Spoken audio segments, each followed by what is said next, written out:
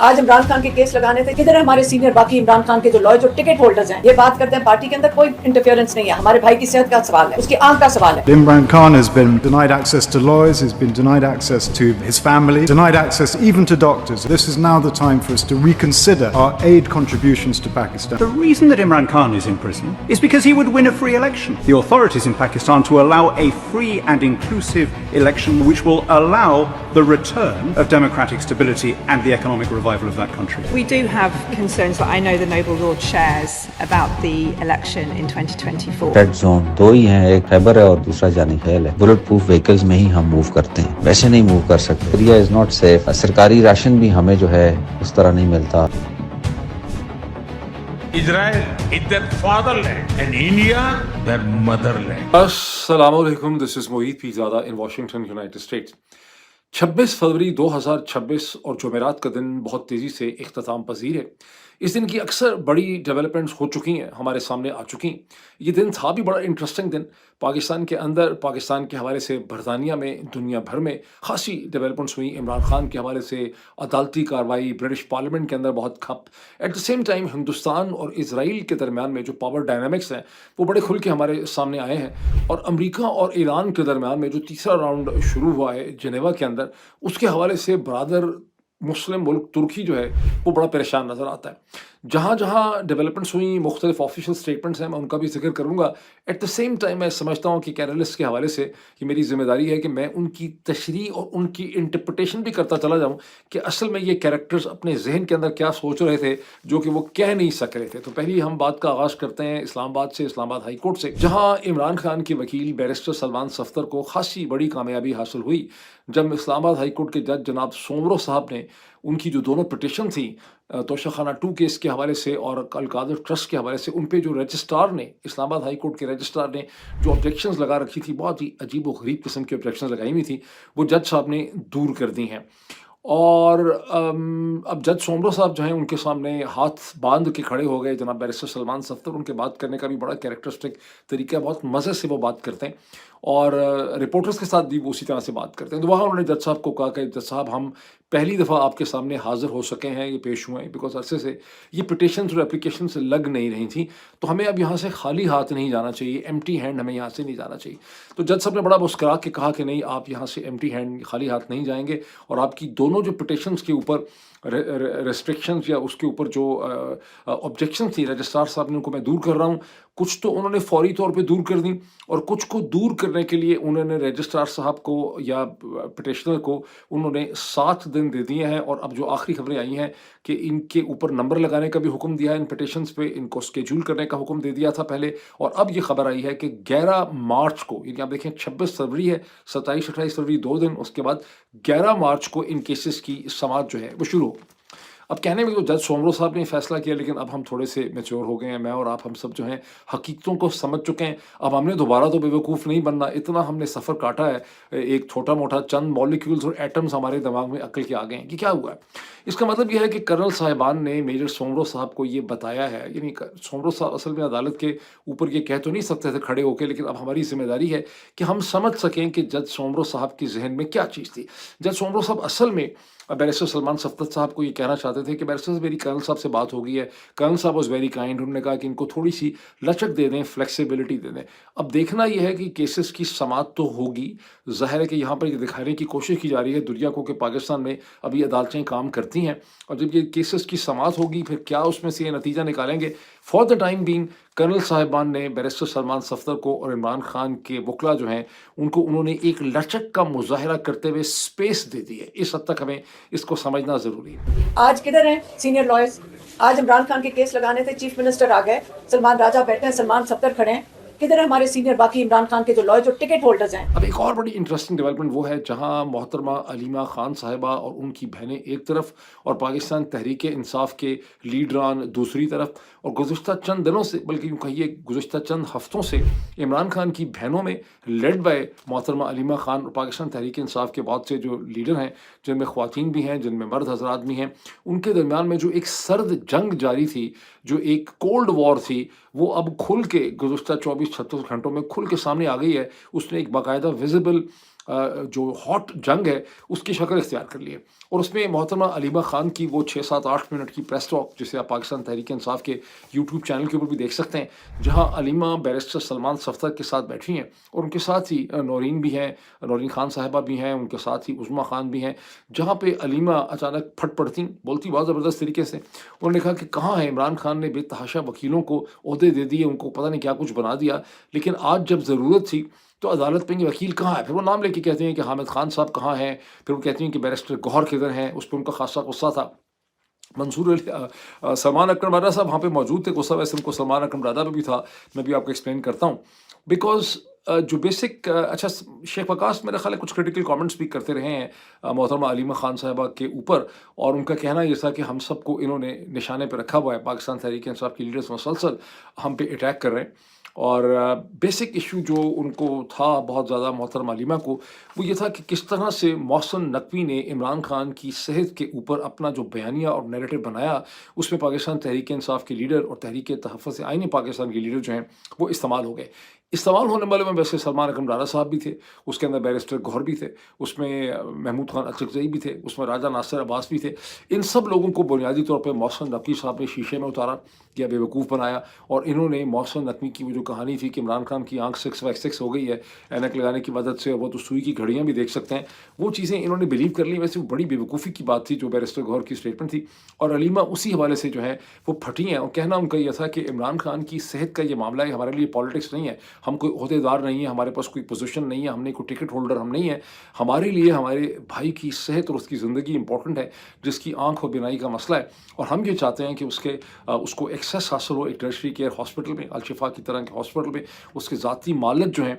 उनको एक्सेस हासिल हो सके। और ये है कि पाकिस्तान तहरीक इंसाफ के लीडर्स को इमरान खान की सेहत के हवाले से उनकी बहनों को, उनकी फैमिली को कॉन्फिडेंस में लेके बात करनी चाहिए, क्योंकि हकीकत है कि ये जो बातें और ये जो कमेंट्स कर दिए थे सलमान अकरम राजा साहब ने, बैरिस्टर गौहर ने, जिस तरह से महमूद खान अचकज़ई और राजा नासिर अब्बास हॉस्पिटल चले गए, मोहसिन नकवी के हाथ बेवकूफ़ बने, ये तमाम चीज़ें जो हैं ये बिल्कुल इम्प्रॉपर थी, और इन्होंने इमरान खान और उनकी बहनों के केस को बड़ा कमज़ोर किया। इसी चीज़ का गुस्सा जो है वो अलीमा ने निकाला है। अब ये जंग छिड़ गई है, और अब ये ऊँट किस कब्र बैठेगा ये आने वाले चंद दिनों में हमें पता चलेगा। अभी तो ऐलान जंग हुआ है। Imran Khan has been denied access to lawyers, he's been denied access to his family. It's because he would win a free election. अब इसी दिन में गुज़श्ता 24 घंटे में बरतानिया की जो पार्लियामेंट है उसमें बड़ी ज़ोरदार किस्म की डिबेट हुई इमरान खान की सेहत के हवाले से, पाकिस्तान में कानून की हुक्मरानी के हवाले से, पाकिस्तान में जो डेमोक्रेसी की सूरत हाल है उसके हवाले से, पाकिस्तान में जिस किस्म के इलेक्शन हुए 8 फरवरी में उसके हवाले से, मुमकिन इलेक्शन होने चाहिए पाकिस्तान में उसके हवाले से, पाकिस्तान में लॉ एंड ऑर्डर की सिचुएशन के हवाले से। ये वो डिबेट है जिसे पाकिस्तानी ब्रिटिश कम्युनिटी ने मेरा ख्याल है पुश किया, लेकिन इसे जैक गोल्डस्मिथ ने पार्लियामेंट में पुश किया, जो कि फॉर्मर ब्रदर इन लॉ हैं इमरान खान के, और जमामा गोल्डस्मिथ के भाई हैं, मेंबर पार्लियामेंट हैं। इस डिबेट में मेंबर पार्लियामेंट्स ने हिस्सा लिया, जो एमपीज़ भी थे, यानी मेंबर पार्लियामेंट भी थे जो मेंबर होते हैं पार्लियामेंट के, उसके अलावा लॉर्ड्स ने हिस्सा लिया। इसमें शफक मोहम्मद साहब, Jeremy Purvis, Lord Tariq Ahmad, Lord Ahmad,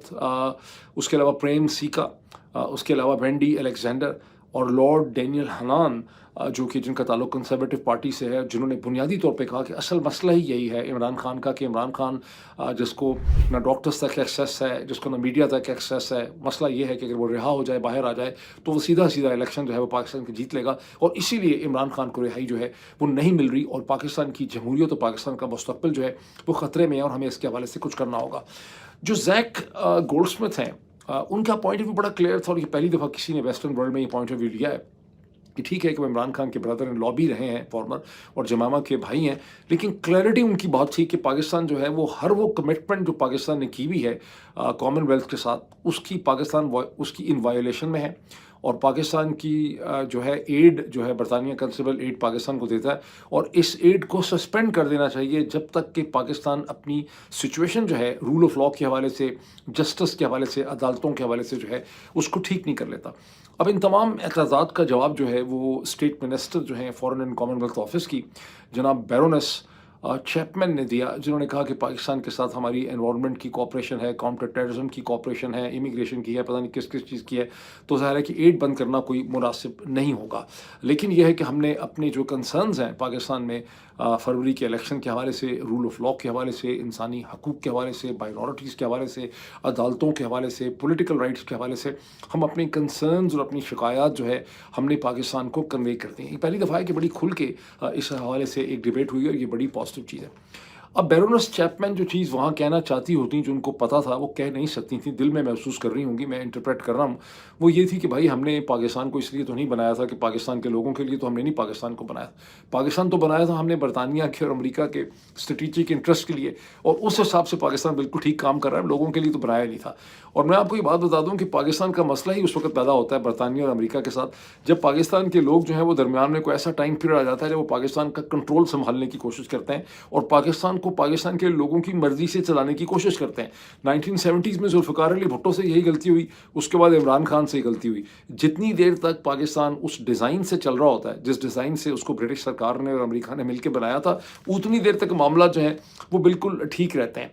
अच्छा, अब पाकिस्तान के अंदर क्या सूरत हाल है रही? वज़ीरिस्तान में खासी क्रिटिकल किस्म की सिचुएशन है अपेरेंटली, जहाँ नॉर्थ वज़ीरिस्तान और साउथ वज़ीरिस्तान दोनों में दफ़ा 144 का इतलाक़ हो गया है और सुबह के 6 बजे से शाम के 6 बजे तक जो है ये दफ़ा 144 जो है वो जारी रहेगी। एक्सप्लेनेशन उसकी दी गई है कि जो ट्रूप्स हैं उनकी मूवमेंट जो है वो खासी मुश्किल है उनके रास्ते में, और बड़े SOPs इशू कर दिए गए हैं कि लोगों को चेक पोस्ट में कितने करीब जो है वो जाके रुकने की ज़रूरत है, किस किस्म के ख़तरात हैं, ट्रूप्स के ऊपर हमले हो रहे हैं। ये और बात है कि जो लोकल रेजिडेंट्स हैं, जब भी इस किस्म की कोई चीज़ होती है, जब इतनी रिस्ट्रिक्शन हो जाती है मोबिलिटी की, लोकल रेजिडेंट्स को बड़ा शक होता है कि ये दफ़ा 144 जो है ये किसी और फाइनेंशियल या इकोनॉमिक एक्सप्लॉयटेशन की वजह से लगाई गई है और कुछ और करने की कोशिश की जा रही है। अब खुदा बेहतर जानता है कि ग्राउंड पे एक्चुअल रियलिटी क्या है। अलबत्ता एक पाकिस्तान के मीडिया की प्रोमिनेंट शख्सियत हैं जनाब तारिक मतीन, मेरा ख्याल उनका नाम है, जिन्होंने कर्नल गुलफराज, जिनकी चंद दिन पहले जाँ बहक हो गए, उनकी एक ऑडियो मैसेज उन्होंने इशू किया है अपने ट्विटर हैंडल के ऊपर। उसका मैं भी कोशिश करता हूँ, अगर मेरी ज़ोर चल गया तो मैं उसका एक छोटा सा टुकड़ा आपको सुना दूँ, जिसमें अपेरेंटली कर्नल गुलफराज जो हैं वो अपने किसी सीनियर को, मेरा ख्याल है व्हाट्सएप के ऑडियो मैसेज भेज रहे हैं। वैसे बात बड़ी अजीब व गरीब है कि उनका ये ऑडियो मैसेज जो है वो मतीन साहब के हाथ आ गया है, या कौन से अफसर हैं जिनको कर्नल साहब ने अपने जाँ बहक होने से चंद दिन पहले, ये वो कर्नल साहब है जिनकी पोस्ट पे हमला हुआ था बन्नू में, जहाँ कर्नल साहब की भी जहाँ बहक हुए, उनके साथ एक सिपाही जो हैं वो भी जहाँ बहक हुए हैं। उसके बाद फिर पाकिस्तान ने अफ़गानिस्तान के अंदर एयर स्ट्राइक की 8 या 7 मुकामात पे, जिसमें पाकिस्तान की अफवाज का और ISPR का ये दावा है कि 80 उन्होंने दहशतगर्द जो है वहाँ पे मार दिए हैं। अफगानिस्तान की साइड से ये है कि बच्चे औरतें उन्होंने मार दिए, बट ये तो हमेशा ऐसा ही होता है। अब कर्नल साहब इस ऑडियो मैसेज में, जो कि ट्विटर के ऊपर इस वक्त चल रहा है,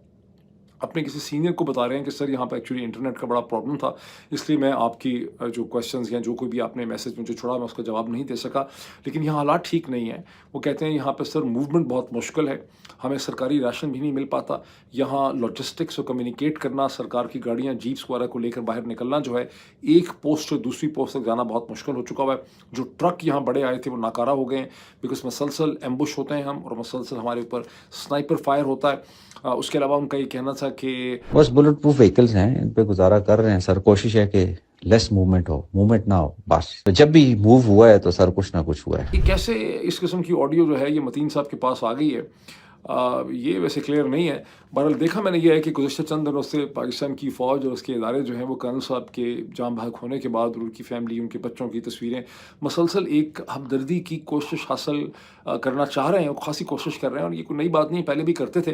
लेकिन इस दफ़ा फ़र्क यह है कि लोगों की तरफ से उनको सोशल मीडिया की हद तक बिल्कुल भी कोई हमदर्दी नहीं मिल रही, और लोगों के देखने का अंदाज़ जो है इस पूरी जंग को वो बदल चुका है। लोग इसको समझते हैं कि ये फ़ौज की अपनी ही कोई जंग है, ये लोगों की जंग नहीं है, और इस लिहाज से ये फ़ौज के लिए बहुत बड़ा स्ट्रेटेजिक सेटबैक है।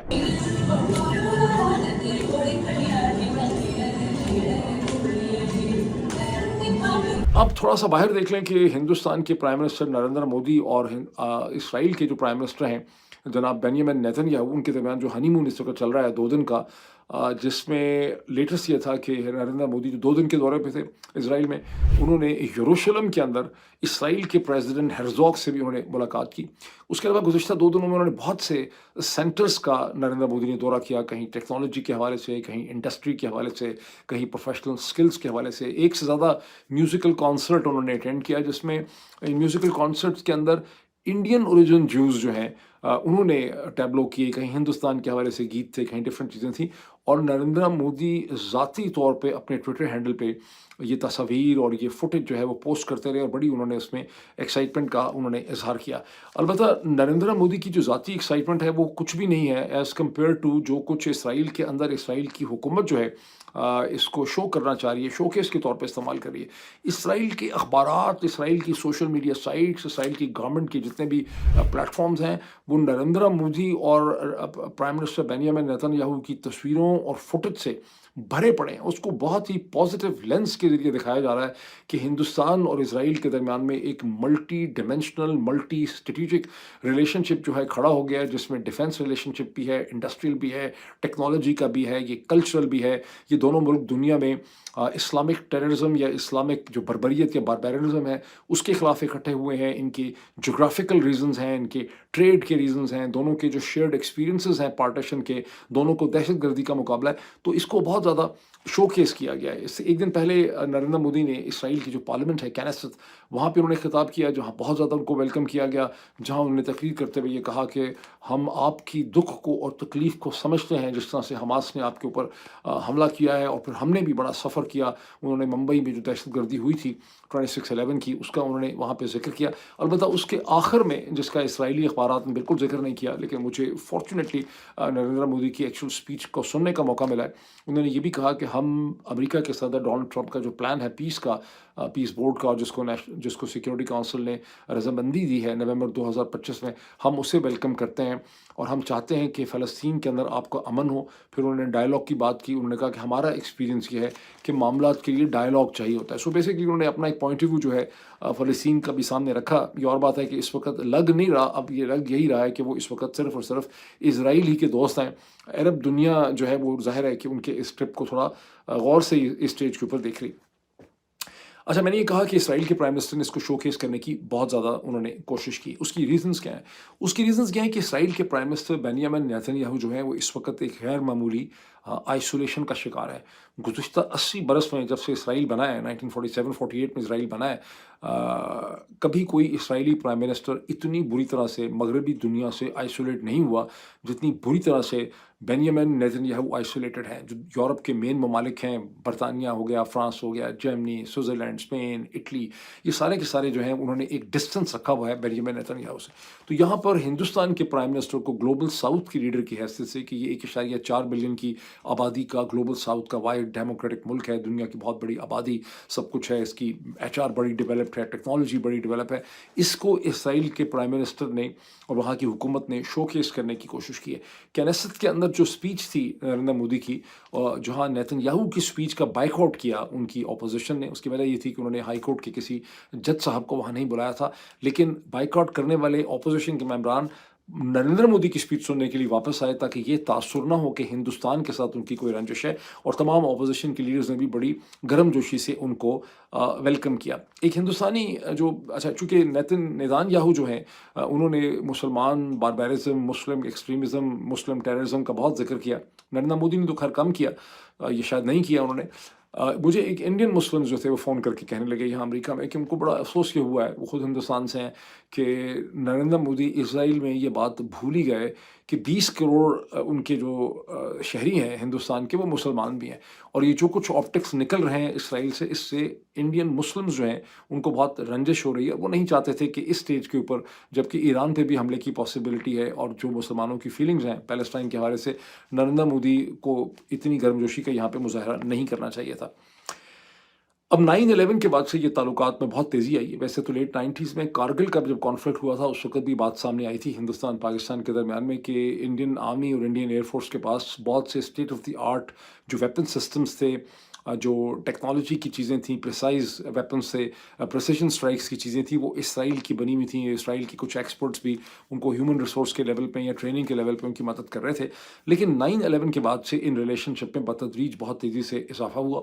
2014 میں کہتے ہیں کہ نیو یارک میں پہلی دفعہ نریندر مودی کی اور اسرائیل کے پرائم منسٹر بینیامن نیتن یاہو کی ملاقات ہوئی. 2017 میں پرائم منسٹر نریندر مودی ہندوستان کے پہلے پرائم منسٹر تھے جنہوں نے اسرائیل کو وزٹ کیا. یہ ان کا اس حساب سے دوسرا وزٹ ہے. اور گزشتہ چند مہینوں میں یا کہہ لیں کہ 1-2 سال میں اسرائیل کے بہت سے جو منسٹرز ہیں، جس میں ڈیفنس منسٹرز ہیں، جس میں اسٹیٹ منسٹرز ہیں، جس میں انوائرمنٹ کے منسٹر ہیں، ایگریکلچر کے منسٹر ہیں، جس کے اندر فائنینس کے منسٹر ہیں، ان سب نے ہندوستان کے دورے کیے ہیں. اس وقت اور ابھی جو میمورنڈم آف انڈرسٹینڈنگ یا ایگریمنٹ سائن ہوئے ہیں وہ یہ ہیں کہ تقریباً $8.6 بلین کے ایگریمنٹ سائن ہوئے ہیں ہندوستان اور اسرائیل کے درمیان میں، جن کا تعلق ڈیفنس سے بھی ہے، ایگریکلچر سے بھی ہے، ٹیکنالوجی ٹرانسفر سے بھی ہے. نریندر مودی اور ہندوستان کی کوشش یہ تھی کہ اسرائیل اور ہندوستان کے درمیان میں ایک فری ٹریڈ ایگریمنٹ FTA بھی ہو جائے، اور اس میں ان کی بہت زیادہ، لیکن اسرائیل نے اس سے گریز کیا. اسرائیلی اس فری ٹریڈ ایگریمنٹ سے ڈر رہے ہیں. وہ ڈر اس لیے رہے ہیں کہ ہندوستانی یہ چاہ رہے ہیں کہ فری ٹریڈ ایگریمنٹ کے اندر جو ہیومن ریسورس ہے، جو لوگوں کا ہے، لیبر ہے، اسکلڈ لیبر ہے، اس کو بھی اسرائیل میں داخلہ مل جائے. آلریڈی ہندوستان کی لیبر جو ہے وہ اسرائیل کے اندر موجود ہے، لیکن اسرائیل کے اخباروں سے مجھے یہ پتہ چلا ہے کہ ان کو بہت زیادہ پریشانی ہے کہ اگر ایسا فری ٹریڈ ایگریمنٹ ہو جس میں لیبر کا بھی آنا جانا ہو جائے تو 2 کم از کم کنسرنز ہیں پرائم منسٹر نیتن یاہو کے. ایک تو یہ ہے کہ ہندوستان کی لیبر بہت بڑی تعداد میں، اسرائیل کی آبادی اپنی زیادہ ہے نہیں ہے، میرا خیال ہے 7 ملین یا کچھ ان کی آبادی ہے، جس میں ان کے آلریڈی پیلسٹینینز بھی ہیں. تو ایک تو یہ کہ ان کو لگتا ہے کہ بہت زیادہ انفلکس ہو جائے گا ہندوستان کی لیبر کا. دوسرا یہ ہے کہ جو لیبر کے کانٹریکٹس ہیں وہ بہت حد تک ایسے کانٹریکٹرز کے پاس ہیں جو لکود پارٹی سے جن کا تعلق ہے. پرائم منسٹر نیتن یاہو ان کو امپاور نہیں کرنا چاہتے with this relation ship with India. اب کہیں پاکستان کی جو سینٹ ہے اس نے ایک ریزولوشن اس کے حوالے سے پاس کر دیا ہے، جس کا ہندوستانی اخباروں نے بڑا مذاق اڑایا. انہوں نے کہا کہ پاکستان کی جو سینٹ ہے اس کا جو ریزولوشن ہے ہندوستان اسرائیل کے تعلقات کے حوالے سے شو کرتا ہے کہ پاکستانی کتنے گھبرائے ہوئے ہیں اور کتنے نروس ہیں. ایک میں نے بڑی انٹرسٹنگ چیز دیکھی کہ ہندوستان کے اخباروں میں کوئی اتنی زیادہ ایکسائٹمنٹ نہیں ہے اس ٹرپ کے حوالے سے. ہیں ہیڈ لائنس، اس میں کوئی شک نہیں، لیکن جس طرح سے اسرائیل کے ہر اخبار نے 4-4, 5-5, 6-6 دفعہ اس کی ہیڈ لائنز لگا دی ہیں اور اس کی تصویریں ایشو کر دی ہیں، اتنی کھپ اور اتنی ایکسائٹمنٹ ہندوستان کے اخباروں میں اس ٹرپ کے حوالے سے نہیں پائی جاتی جتنی کہ اسرائیل میں پائی جاتی ہے. اب پچھلے 25-24 گھنٹے میں میرا خیال 25 تاریخ کو، یہ اس کی پہلے ایک دن پہلے پاکستان نے perhaps in anticipation of the Israel India جو میٹنگ ہوئی ہے، یہ جو وزٹ ہوا ہے، پاکستان نے ایک کامیاب تجربہ کیا فتح 4 اپنے بیلسٹک مسلس کا. اور یہ بیلسٹک مسلس جو ہیں، اس کی خوبی یہ ہے کہ اس کے بارے میں پاکستان نے ڈکلیئر کیا ہے کہ یہ نان نیوکلیئر پے لوڈ ہے، یعنی نیوکلیئر پے لوڈ کو کیری نہیں کر سکتا. ویسے اس کا وزن پتہ نہیں 1300 یا 1600 کلو گرام ہے، لیکن یہ 300 کلو گرام 300 کلو گرام کا نان نیوکلیئر پے لوڈ کیری کر سکتا ہے. اور اس کی سگنیفیکنس یہ ہے کہ یہ 750 کلومیٹر تک بہت ایکوریٹلی مار کر سکتا ہے. اور یہ وہ اس قسم کا میزائل ہے جو زمین کو حق کر کے لینڈ ٹیرین کے ساتھ ایڈجسٹ کرتا ہوا جاتا ہے، یعنی یہ اوپر نہیں جاتا انوائرمنٹ میں، یہ زمین کے ساتھ جاتا ہے، اور اس لیے اس کو ڈیٹیکٹ کرنا اور ٹارگٹ کرنا یا اس کا راستہ روکنا جو ہے وہ مشکل ہوتا ہے. یہاں پہ بیسکلی طور پہ جب سے مے کا کانفلکٹ ہوا ہے اور یہ الزام لگا کہ پاکستان کے مسلز اتنے افیکٹو یا اتنے پریسائز نہیں تھے جتنے ہندوستان کے تھے، اور پاکستان کے پاس دکھانے کو کوئی ویژول امپیکٹ نہیں تھا، تو اس کے بعد سے پاکستان نے اپنے میزائلز پہ خاصا کام کیا. اور اس وقت کی جو ٹائمنگ ہے وہ ظاہر ہے کہ انڈیا اور اسرائیل کی جو یہ میٹنگ اور وزٹ ہے اس حوالے سے ہے، جہاں پہ میسج یہ دیا گیا ہے کہ ہندوستان کے ایئرپورٹس بیسز جتنے بھی ہیں مقبوضہ کشمیر میں، پنجاب کے اندر، یہ ہندوستان کے نارتھ میں، کیونکہ 750 کلومیٹر تو آسانی سے میرا خیال ٹرانسلیٹ ہو جائیں گے انٹو 300-400 مائلز، تو وہ ہمارے رینج میں آتے ہیں. اس میسائل کی یہ سگنیفیکنس ہے. اس کے علاوہ پاکستانیوں نے ایک اور بھی کام کیا، انہوں نے ایسی خاصی ڈاکٹرڈ ویڈیوز ایشو کر دیں جس میں ہندوستان کے پرائم منسٹر اور پرائم منسٹر بنیامن نیتن یاہو جو ہیں وہ ون آفٹر دی ادر یہ اسپیچ کر رہے ہیں کہ افغان طالبان بھی ہمارے بھائی ہیں اور ان کے ساتھ بھی بڑا ظلم ہوا ہے، اور ہم ان کو ٹریننگ کریں گے، ہم ان کو اسلحہ دیں گے، پیسے ویسے دیں گے. وہ ساری کی ساری ویڈیوز جو ہیں وہ فیک ہیں، ویسے دیکھنے میں اتنی اوریجنل لگتی ہیں کہ میں نے کہا کچھ یو نیور نو کہ شاید اوریجنل نہ ہو. ویسے دونوں ملک جو ہیں ان کی افغانستان کے اوپر ایک پوزیشن ہے کہ افغانستان کو اسٹیبلائز کرنا ہے. لیکن اس 2 دن کے وزٹ میں پرائم منسٹر مودی نے اور نیتن یاہو جو ہیں انہوں نے افغانستان کے حوالے سے کسی قسم کے کوئی کامنٹس نہیں کیے ہیں، اور میں نے اس کو خاصا چیک کیا. اچھا، اب تھوڑا سا اس چیز کے اوپر آ جائیں کہ ابھی تک ہمارے پاس ایک اپڈیٹ نہیں ہے کہ امریکہ اور ایران کے درمیان میں جو بالواسطہ انڈائریکٹ راؤنڈس جو ٹاکس ہیں اس کا جو تیسرا راؤنڈ شروع ہوا ہے جنیوا میں عمان کی ریزیڈنس میں. ذہن میں رکھیے کہ جو 2nd راؤنڈ ہوا تھا وہ مسقط میں ہوا تھا، اور وہ بھی عمان کی منسٹری آف فارن افیئرز نے کروایا تھا. یہاں پر بھی سوئٹزرلینڈ کے اندر جنیوا میں بھی اس جو میں نے اسرائیل کہہ دیا شاید ओमान की जो मिनिस्ट्री फॉरेन अफेयर्स है वही इसको मेडिएट कर रही है, यानी अमेरिका की तरफ से स्टीव विटकॉफ, जॉर्ज कुशनर जो है वो अब्बास अरगची ईरान की तरफ से उनके फॉरेन मिनिस्टर हैं और अली लारेजानी से डायरेक्टली नहीं मिल रहे कमरे में फेस टू फेस, बल्कि वो अपने प्रपोजल्स ओमान के फॉरेन मिनिस्टर को देते हैं। ओमान के फॉरेन मिनिस्टर फिर कन्फर्म करते हैं ईरानियंस के साथ और फिर उसको लेकर आते हैं। इसलिए इस प्रोसेस में बहुत देर लगती है और इसी वजह से इसमें बहुत घंटे लगते हैं और अभी तक इसका कोई अपडेट जो है वो हमारे पास नहीं आया। अलबत्ता ये एक ऐसा सब्जेक्ट है जिसके ऊपर दुनिया भर के अखबारात, अमेरिका के, इसराइल के, मशरक़ वस्ता के, टर्की के, यूरोप के सारे अखबार घड़ी घड़ी इसके ऊपर अपनी हेडलाइन और स्टोरीज़ जो है वो निकाल रहे हैं। और ईरान की वैसे एक बड़ी डिप्लोमेटिक उनकी कैपेबिलिटी है कि उन्होंने बेइंतहा ऑप्टिमिज़म का मुजाहरा किया। उनकी ऑप्टिमिज़म भी अमेरिका को डिफेंसिव पर डाल रही है, बिकॉज वो बार बार ये कह रहे हैं कि वो बहुत अच्छे प्रपोजल लेकर आए हैं। उनका ख्याल है कि अगर डिप्लोमेसी को